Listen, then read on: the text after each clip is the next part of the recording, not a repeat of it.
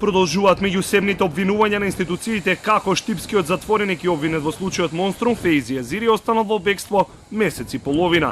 Затворот во Штип на 7 март го известил судијата за извршување санкции дека Азири не се вратил по одобреното отсуство до први во месецот.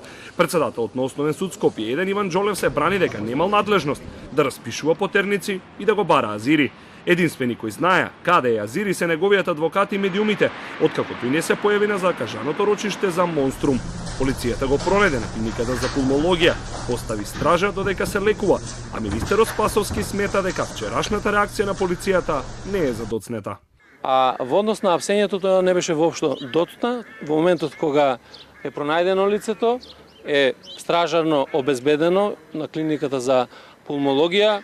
Ние во истиот момент не можеме практично да ги информираме сите медиуми, после тоа ги известивме медиумите и го известивме затворот кој што распиша потерница или барање за негово приведување.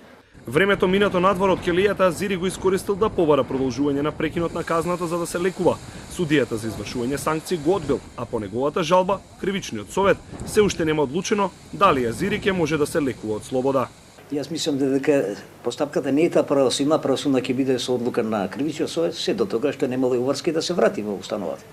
Нема ниту рок, ниту потреба Азири да е на слобода додека судот одлучува, вели председателот на Кривичен Иван Џолев.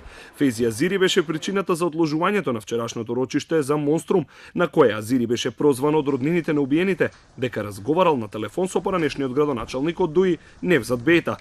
Председателот на партијата не го коментира случајот, но бара секој кој има сознание за сторен криминал да ги пријави неговите партиски функционери. Ако има во рамките на ДУИ функционери кои ја злоупотребуваат довербата и ги злоупотребуваат средствата на граѓаните, ве молам да ги демаскирате со име и презиме и со факти пред органите на правдата во обвинителството. СЈО кое што го презеде случајот се уште не открива со какви докази располага и што предал премиерот зајавка како аудиоснимки за овој случај.